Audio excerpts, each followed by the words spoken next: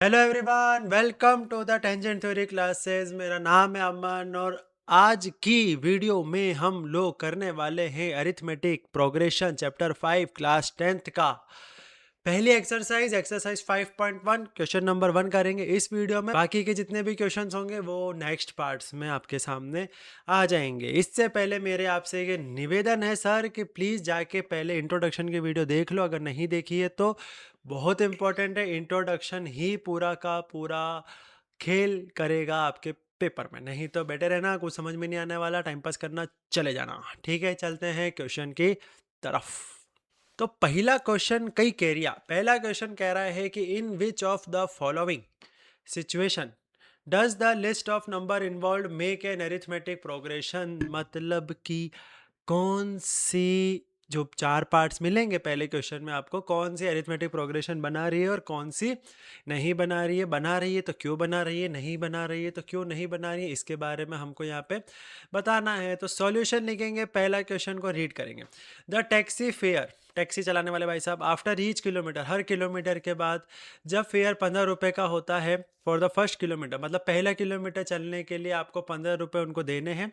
उसके बाद जब जब आप दूसरा, तीसरा, चौथा, पाँचवा, छठा, सातवां, आठवां किलोमीटर चलोगे, आपको हर किलोमीटर के हिसाब से 8 रुपये उनको देने हैं। तो पहला किलोमीटर चलेंगे हम किससे, 15 रुपीज़ से। ठीक है, थोड़ा राइटिंग अच्छी लिखने की पूरी पूरी कोशिश करेंगे, वैसे मुश्किल है पर फिर भी 15 से।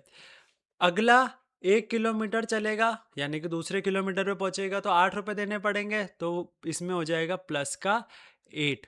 प्लस का 8 होते ही यहाँ पे क्या आ जाएगा, 23। फिर वापस से वो चलते ही जा रहा है, चलते जा रहा है, रुक ही नहीं रहा, उसका घर दूर है, तो प्लस का 8 वापस से हो जाएगा, तो ये हो जाएगा 30 का 1, 30 का 1 नहीं 31। और फिर 31 के बाद वापस से वो 8 रुपये देगा, क्यों, क्योंकि उसको 1 किलोमीटर और जाना है, तो 39। ऐसे करते करते करते करते करते करते आपकी एपी चलती रहेगी। तो एपी की जो डेफिनेशन होती है, जो हमने इंट्रोडक्शन की वीडियो में पढ़ी थी, वो सिंपल सी थी कि भैया जिसका कॉमन डिफरेंस सेम हो, जो सीरीज हो, उसको हम अरिथमेटिक प्रोग्रेशन कह देते हैं। तो बस ये जो चीज़ है ये एपी है। Yes, it is an AP, क्योंकि इसका जो कॉमन डिफरेंस है वो सेम आ रहा है, 8 8 करके आ रहा है। समझ में आ गया होगा, आ गया होगा। चलते हैं नेक्स्ट पार्ट की तरफ। अब हम बढ़ते हैं सेकंड क्वेश्चन पे, और सेकंड क्वेश्चन हमारा ये कहता है कि the amount of air present in a cylinder when a vacuum pump removes 1/4 of air remaining in the cylinder at a time. कहने का मतलब है कि अगर एक सिलेंडर है, उस सिलेंडर के अंदर गैस भरी हुई है, जैसे कि 100 यूनिट गैस है। ठीक है, इस गैस में से अगर मैं 1/4 निकाल लेता हूँ गैस, तो मेरे पास जो भी गैस बचेगी उसका भी मुझे आगे चल के 1/4 निकालना पड़ेगा। फिर जो गैस बचेगी रिमेनिंग गैस, उसका भी मुझे 1/4 निकालना पड़ेगा। तो ये क्वेश्चन इस कॉन्सेप्ट के ऊपर बेस है। लेकिन इस क्वेश्चन को करने के लिए आपको एक्स मानने की ज़रूरत नहीं, क्योंकि अगर आप इसको एक्स मानोगे तो आपका क्वेश्चन थोड़ा सा कन्फ्यूजिंग हो सकता है। आप सिंपल सा ये टर्म देखो, ये क्या लिखा है, 1/4। 1/4 में तुम ऐसा नंबर मानो जो 4 की पावर से आता हो, जैसे कि 64 है। जैसे कि उसके बाद जो नंबर आता है वो 4 की पावर जो 4 होगा, वो जो नंबर होगा 256 है। ऐसे जो भी नंबर होंगे ना, वो आपके लिए ज़्यादा बेनिफिशियल है। तो मैं यहाँ पे मान रहा हूँ कि लेट द अमाउंट ऑफ, अच्छा वो मैं क्यों मान रहा हूँ ऐसा, ताकि आपकी जो भी एक कैलकुलेशन है वो सिंपल हो। तो let the amount of air in cylinder be 640 मान रहा हूँ मैं, 640। ठीक है, तो मैंने बोला कि सबसे पहले इनिशियल फेज में 640 भरी हुई थी, तो 640 का 1/4 हमको निकालना पड़ेगा। निकाल लो, तो यहाँ पे आ जाएगा आपके पास 160। तो 640 में से 160 जाएगा तो बचेगा 480। अब इसका निकालना पड़ेगा, तो ये हो जाएगा 480 माइनस 1/4 ऑफ 480, ये आ जाएगा आपके पास 120।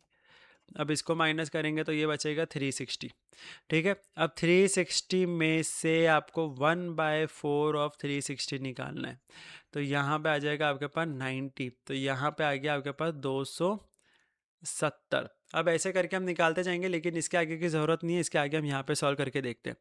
यहाँ पे जो एपी बनी है हमारी, वो कुछ ऐसी बनी है कि 480, मतलब एपी तो नहीं बोल सकते इसको, सीक्वेंस है अभी।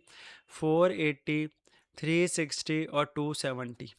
यहाँ से हमारे पास 3 टर्म निकल कर आई है। पहली टर्म में A1, दूसरी टर्म में A2, तीसरी टर्म में A3। हमको हमेशा ऐसे क्वेश्चंस के अंदर क्या करना पड़ता है, कॉमन डिफरेंस को फाइंड करना पड़ेगा। तो जब हम कॉमन डिफरेंस को फाइंड करेंगे तो इसका मतलब ये है कि डी निकालेंगे तो पहले निकालेंगे A2 माइनस A1 का, फिर उसके बाद निकालेंगे वापस से डी A3 माइनस A2 का। अगर ये दोनों सेम आता है तो हमारी इक्वेशन सही है, हमारी सीरीज़ AP वाली सीरीज़ होगी, अदरवाइज़ नहीं होगी। तो A2 माइनस A1 में डायरेक्ट लिख रहा हूँ कि 360 में से अगर मैं 480 माइनस कर दूँ तो जो भी मेरा आंसर आएगा वो क्या आएगा, माइनस का 120। ठीक है। दूसरी वाली जो इक्वेशन है इसके अंदर दूसरा वाला जो कॉमन डिफरेंस निकालना है उसमें से A3 में से A2 को माइनस करना पड़ेगा। तो ये हो जाएगा 270 माइनस 360। यहाँ पे मेरे पास कितना बचा, माइनस का 90। तो देखो दोनों में अंतर है, यहाँ पे आ रहा है आपका -120, यहाँ पे आ रहा है आपका माइनस का 90। तो ये दोनों टर्म्स में जो भी है कॉमन डिफरेंस सेम नहीं है, तो ये AP नहीं हो सकती। यहाँ पे लिख देंगे no, it is not in AP because common difference same नहीं है, because common difference is not same. ऐसे करके हम इसको सॉल्व कर सकते हैं। ठीक है, समझ में आया। अब चलते हैं नेक्स्ट पार्ट की तरफ।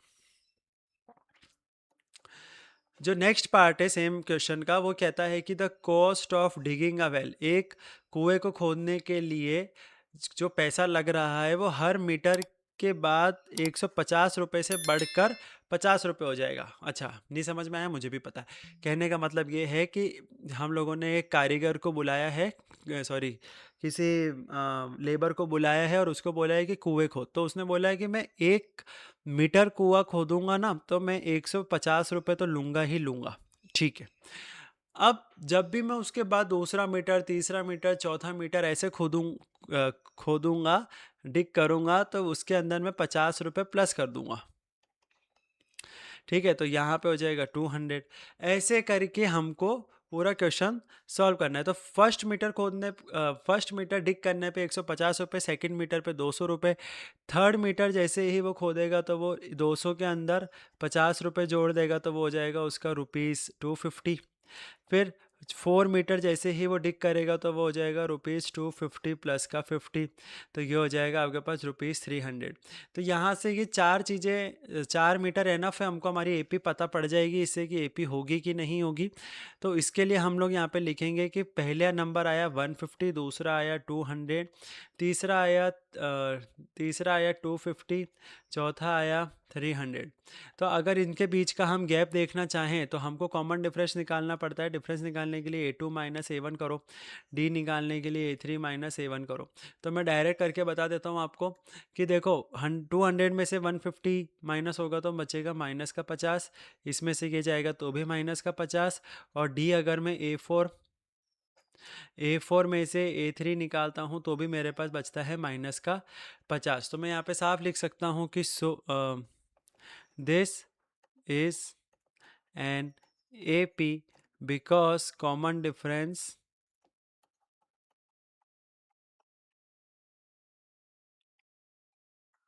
is same। यहाँ पे होता है थर्ड पार्ट खत्म। अब चलते हैं नेक्स्ट पार्ट की तरफ।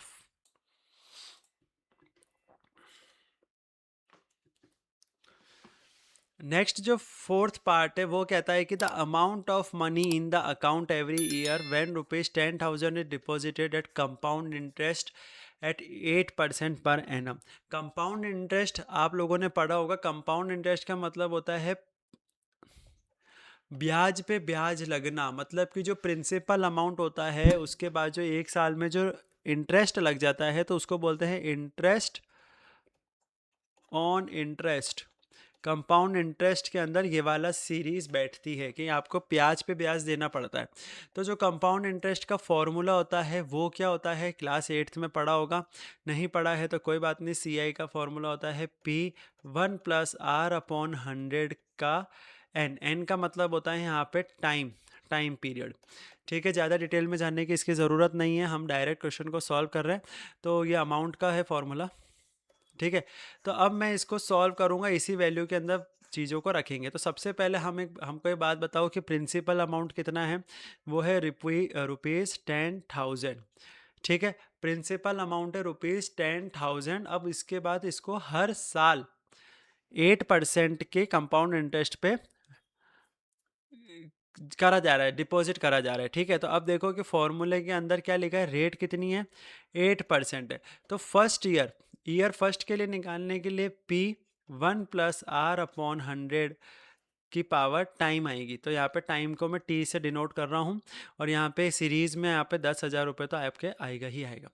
तो यहाँ पे इसको सॉल्व करेंगे तो ये हो जाएगा 10,000, 1 प्लस आर कितना है, 8 है, 8 अपॉन 100 का 1, तो 1 को हटा देते हैं क्योंकि 1 तो 1 ही होता है, पावर 1 में 1 ही माना जाता है, 2 की पावर 1 2 ही होता है।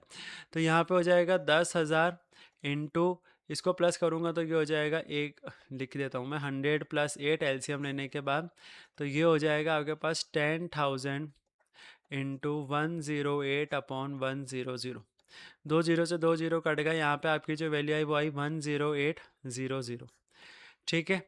क्या लिख दिया मैंने, 10800, सही तो है, 10800, ये इसके रुपीस आए हैं आपके, ठीक है। अब आपको इसका थर्ड अगले साल का निकालना पड़ेगा। तो अगले साल का निकालने के लिए क्या करेंगे, जो फॉर्मूला है उसके अंदर टाइम हो जाएगा डबल, तो पेपर चेंज करता हूँ और यहाँ पे करता हूँ।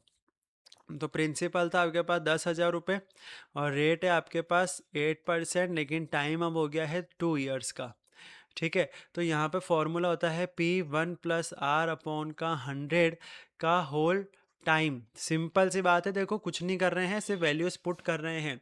तो 10,000, ठीक है, यहाँ पे हो जाएगा 1 प्लस आर की वैल्यू 8, टाइम की वैल्यू 2 होगी, पहले 100 को 100 की तरह लिख देते हैं, टाइम की वैल्यू पे 2 आ जाएगा, ठीक है। तो ये हो जाएगा 10,000, ब्रैकेट में ही रखो अभी, तो ये हो जाएगा तुम्हारे पास 100 प्लस 8, 108 अपॉन 100 की पावर 2। अब ये सब मल्टीप्लिकेशन में है तो काम आसान हो गया है। तो इसको लिखेंगे 108 अपॉन 100, लेकिन 2 बार लिखना है, क्योंकि यहाँ पे 2 है ना, 3 होता तो 3 बार लिखते हैं। तो ये चीज़ तो पता होगी। तो ये हो जाएगा 2 जीरो से 2 जीरो खत्म, 2 जीरो से 2 जीरो खत्म। 108 का 108 के साथ जब आप रिश्ता तय करते हो, मतलब कि इसका जब आप स्क्वायर निकालते हो, तब इसका आंसर आता है 11664। ये ट्रिक है, कैलकुलेशन ट्रिक है, मैं अभी नहीं बता रहा हूँ। इसका आंसर आएगा ₹11664, ठीक है। ये इसका आंसर आया है। तो अब यहाँ से हम कह सकते हैं, कहाँ पे गया वो क्वेश्चन, यहाँ पे हम ये कह सकते हैं कि हमारी जो सीरीज़ थी, इसके जो अगला टर्म आ रहा है वो आ रहा है 11664, ठीक है। तो यहाँ पे भी स्पेस नहीं बची है, तो 3 नंबर क्या है हमारे पास, 10,000, एक आया है 10,800, एक आया है 11664। यहाँ से हमको निकालना पड़ता है कॉमन डिफरेंस। कॉमन डिफरेंस में ये होगा हमारा A1, ये होगा हमारा A2, ये होगा हमारा A3। तो A2 माइनस A1 करके चेक करो, है ना। कॉमन डिफरेंस वापस से निकालने के लिए A3 माइनस A2 करके चेक करो। तो यहाँ पे आ जाएगा 10,800 में से जब मैं 10,000 को माइनस करता हूँ, तो यहाँ पे मेरे पास आंसर आएगा माइनस का 800, ठीक है। यहाँ पे आएगा 11664 में से, क्योंकि A3 माइनस A2 है ना, तो ये 10800 को माइनस करता हूँ तो मेरा आंसर क्या आएगा। देखो यूनिट डिजिट से चेक कर लोगे तो भी पता पड़ जाएगा, पर 11664 लिखो, 10800 लिखो, मेरे को ऐसे करना बिल्कुल पसंद नहीं है। ये हो जाएगा 6 और ये हो जाएगा 864। 864 इसका आंसर आया, वो भी प्लस का ही। अरे माइनस का क्यों आएगा, प्लस का ही तो आएगा। तो ये हो जाएगा 864। तो दोनों के अंदर अलग अलग वैल्यूज आ रही है। तो अब मैं इसको यहाँ से रब कर देता हूँ। यहाँ पे हम लोग क्या लिख सकते हैं, एक लाइन की, no this is not an AP because the common difference is not same. समझ में आ गई बात। आज की वीडियो यही तक। इसके अंदर हम लोगों ने कर लिया है एक्सरसाइज 5.1 का क्वेश्चन नंबर फर्स्ट। इसके बाद हम सेकंड करेंगे, थर्ड क्वेश्चन करेंगे, लेकिन अगली वीडियो में। अगर आपको वीडियो अच्छी लगी हो तो please make sure to like the video, subscribe the video, share करिए, कमेंट में बताइए, और बहुत बहुत थैंक यू आपने यहाँ तक वीडियो देखी। मिलते हैं अगली वीडियो में, जब तक के लिए बाय बाय, टेक केयर, जय हिंद।